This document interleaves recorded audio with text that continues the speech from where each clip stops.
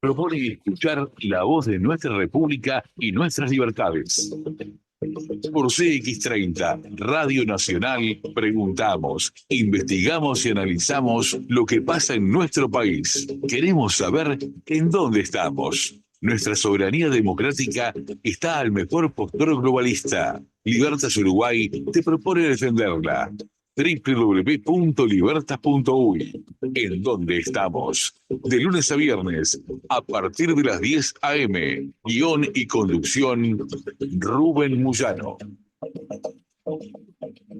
Buen día, República, espero te encuentres bien. Comenzando este día martes, una nueva transmisión de este programa que tiene una pregunta como nombre, ¿en dónde estamos?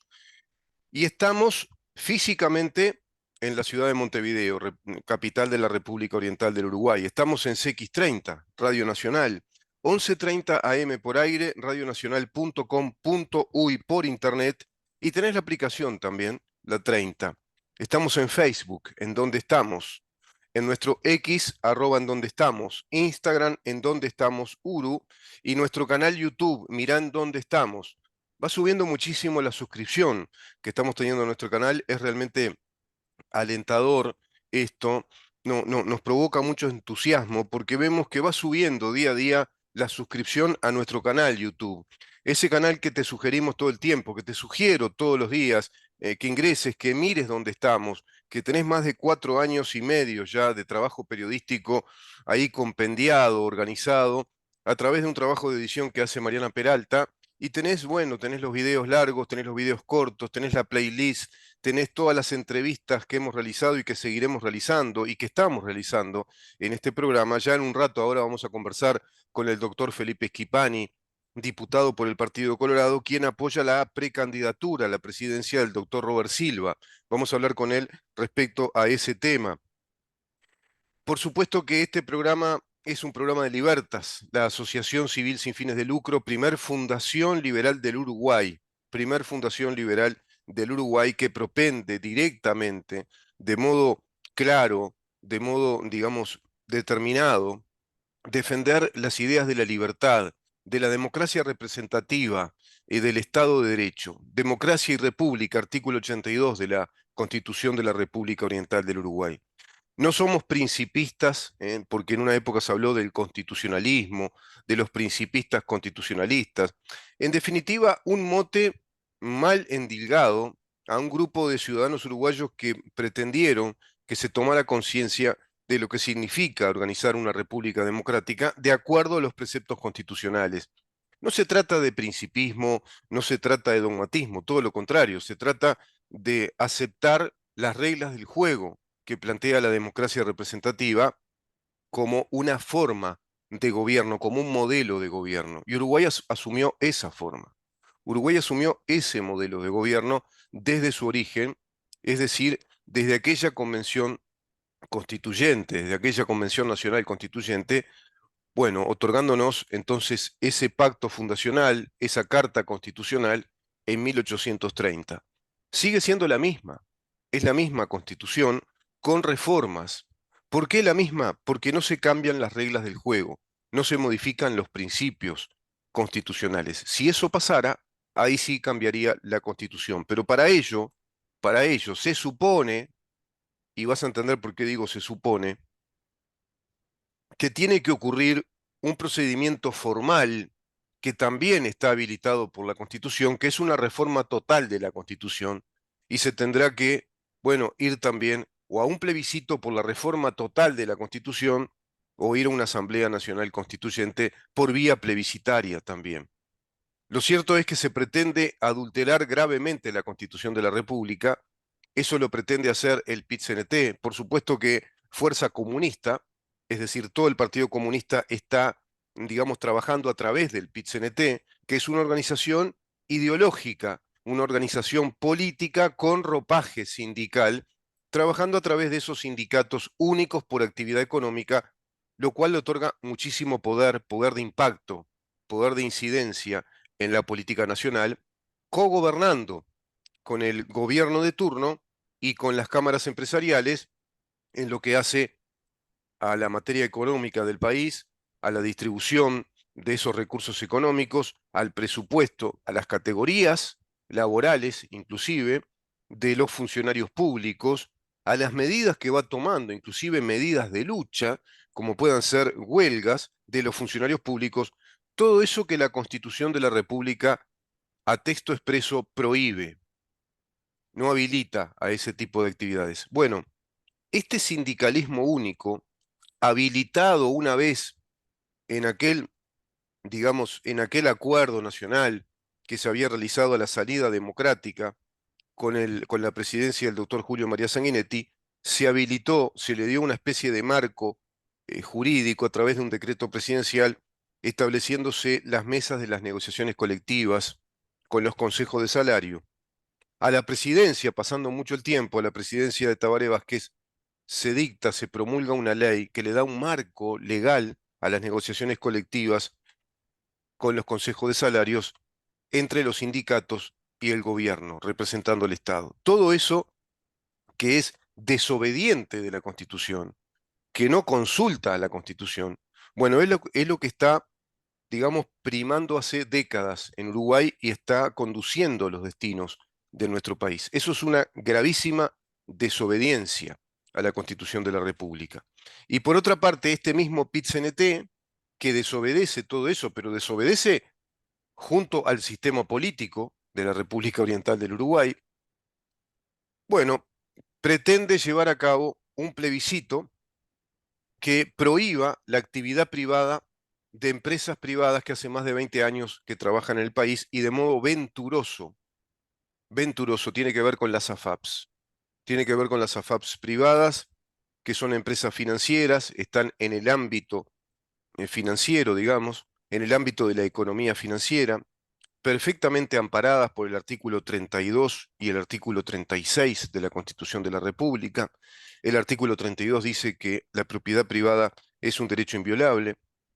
Todos los ahorristas, se calcula que son más de 1 millón de ahorristas que están vinculados a estas AFAPs privadas. Estas AFAPs privadas obedecen al régimen del pilar individual del ahorro y la capitalización de los ahorros, eso que está establecido por ley, inclusive mejorado en muchos aspectos por esta reforma, digamos, de la seguridad social, esta reforma que plantea esta ley promulgada bajo este gobierno a propuesta del presidente de la República, que era una de sus inquietudes, era la reforma de alguna manera urgente de la seguridad social, se realizó la reforma, se promulgó la ley, y a raíz de ello el PIT-CNT se despacha, bueno, con este atropello brutal contra la Constitución de la República, que es la junta de firmas para ir a un plebiscito que establezca en la Constitución, a través de una norma constitucional, que se prohíbe la actividad financiera de las empresas privadas. ¿Se dan cuenta? Y la confiscación de esos recursos económicos, es decir, de la capitalización de esos ahorros que están trabajando permanentemente, que están reproduciendo permanentemente y que están trabajando en que en inversiones, en fondos de inversión, en inversión en distintas actividades comerciales, industriales, acá en el país y en el exterior. Bueno, todo eso se paralizaría y dejaría de dar ganancias porque sería confiscado, es decir, sería robado por el Estado uruguayo para que pasara a una especie de fideicomiso, dicen, al BPS. Bueno, eso es absolutamente inconstitucional y más que inconstitucional, es un atentado contra la Constitución de la República. En primer lugar, porque funcionarios públicos que plantean su condición de funcionarios públicos indisolublemente vinculada a este plebiscito están violando lo que establece el artículo 58, que es la prohibición de cualquier tipo de actividad proselitista en relación o en vínculo directo o indisoluble con su función, con la función que tienen, con la condición de funcionario público. Segundo inciso del artículo 58. El artículo 59 establece que el funcionario se tiene que adaptar a la función porque está integrado a las funciones que son los cometidos esenciales que el Estado tiene según lo que dice la Constitución. Esos cometidos están otorgados están facultados de modo específico y de modo limitado, a su vez, por la Constitución de la República. Ya habíamos hablado de que en una democracia representativa todos los poderes que confiere la Constitución son poderes limitados, limitados a su competencia, es decir, a la esfera, a la circunscripción de su competencia, limitados en su funcionalidad, como los funcionarios públicos, por ejemplo, están limitados a cumplir la función, porque esa función, toda función que el Estado cumple, todo cometido que el Estado cumple, si está en la Constitución, es política de Estado. Y si es política de Estado, es esencial al Estado. Basta hacer un decreto de esencialidad para prohibir cualquier tipo de actividad que sea ajena a la función pública, a las responsabilidades del funcionario público, a lo que la Constitución así establece. Increíble que todo esto no esté claro en el sistema político uruguayo, pero no desde ahora, desde hace décadas. Evidentemente hubo un gran pacto corporativo, desde aquella presidencia de Sanguinetti, hubo un gran pacto corporativo que no paró, excepto en aquel gobierno del doctor Jorge Valle, que precisamente interrumpió ese proceso de las negociaciones con los funcionarios públicos.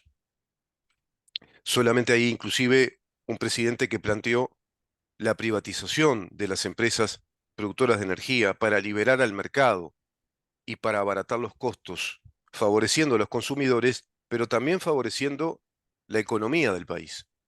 Porque si vos liberás al mercado, generás inversión, vienen capitales a invertir, se da la formación de capital, más fuentes de trabajo, competitividad, sustentabilidad de bienes, de producción de bienes, y en este caso de producción de energía, a mucho menor precio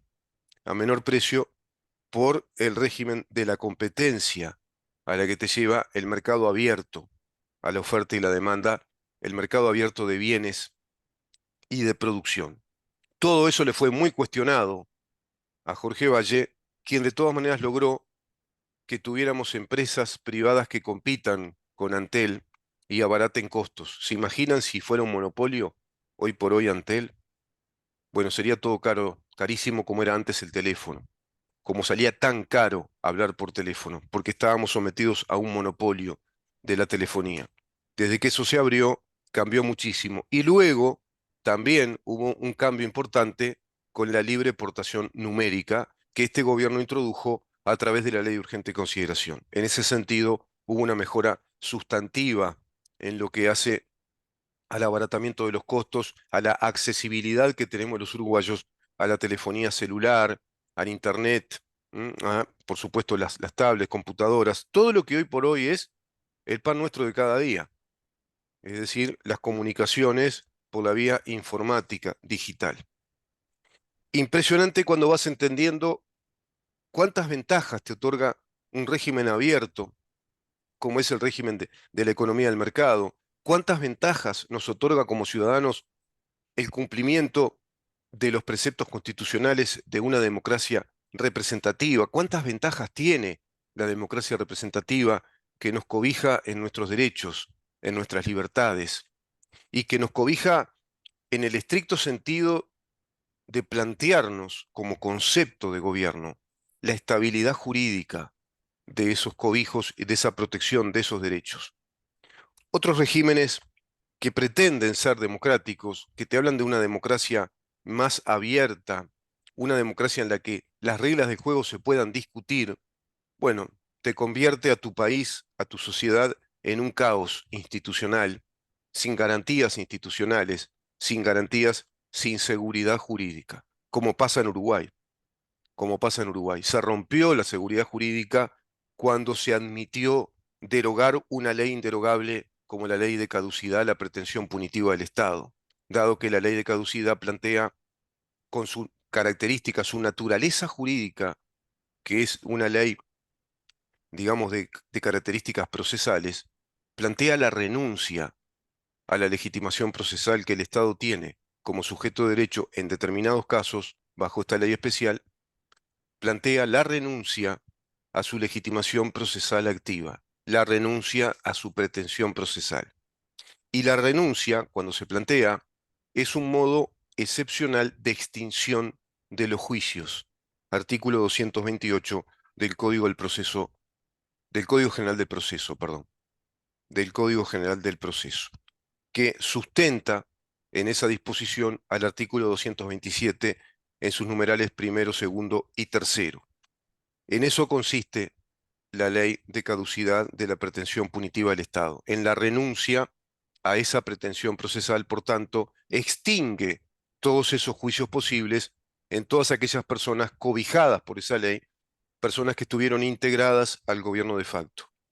¿En relación a qué? En relación a un principio que establece el artículo 85, que es el de esas leyes especiales que propendan a la tranquilidad, al decoro social, a la tranquilidad, al decoro y a la dignidad social.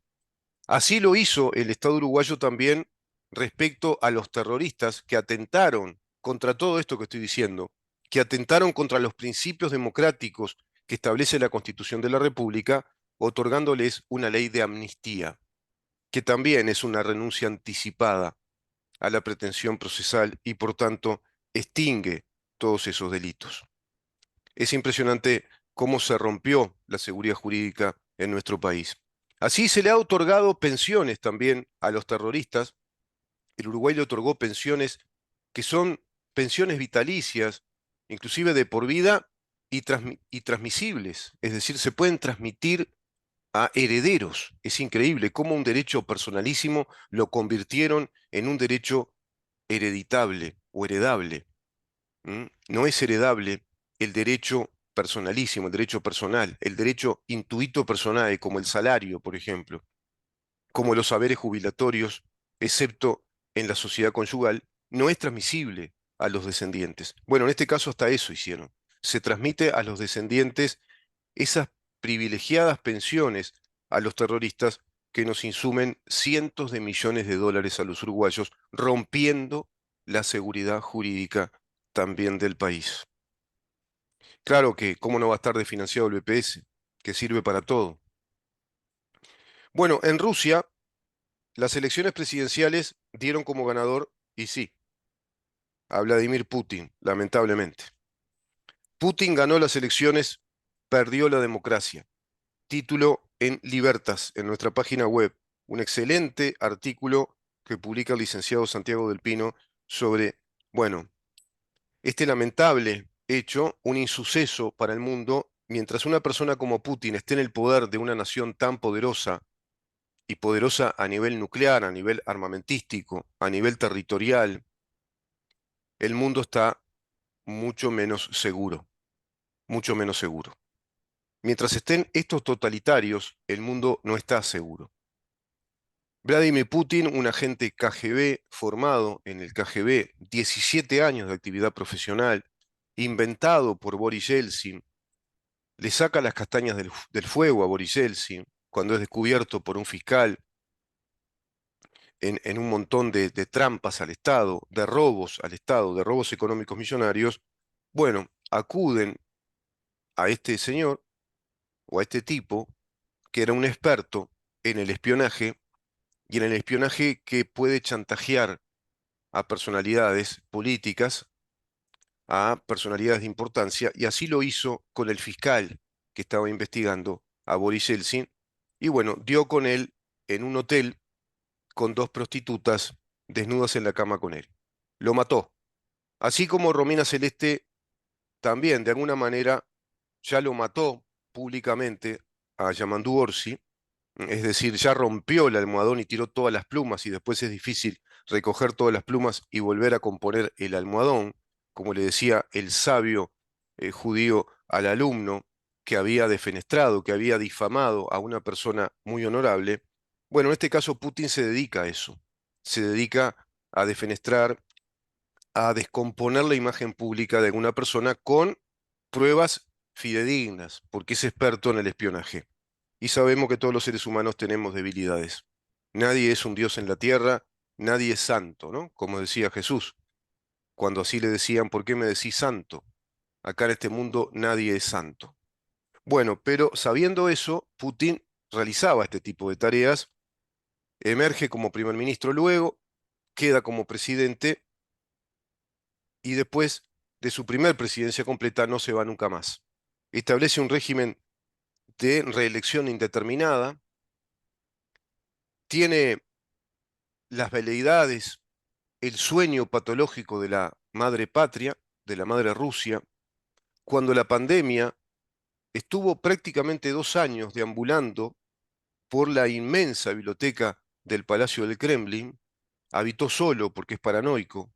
Por lo general te lleva una ideología totalitaria a ser paranoico, es decir, las ideas totalitarias son narcisistas, redundan en sí mismas todo el tiempo, como un loop, redundan en sí mismas, no ven el exterior, se van convirtiendo en ideas autocráticas, autistas, y dentro de ese aspergerismo, digamos, asumiendo el tecnicismo de esa enfermedad, esa patología, bueno, todo totalitario es una suerte de autista, de Asperger, que está en su burbuja de poder, redundando en sus mismas ideas y se convierte en un ser paranoico.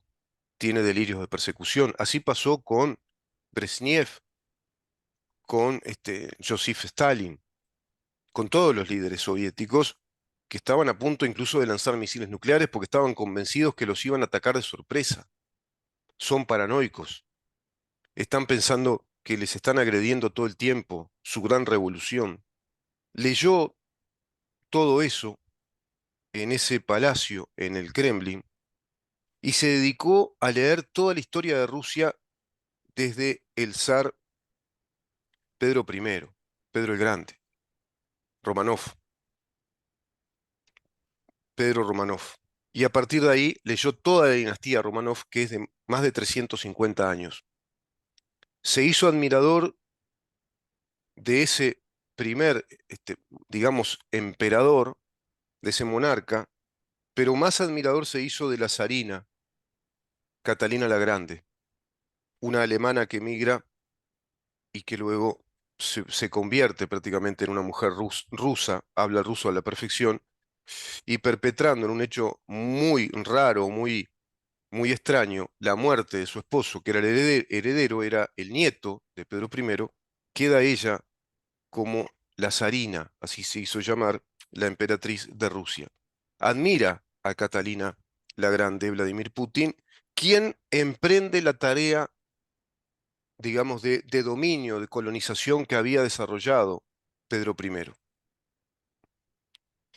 Y lo que emprende Catalina es tomar Crimea, la joya de la corona, tomar lo que hoy se llama el Donbass, tomar Ucrania.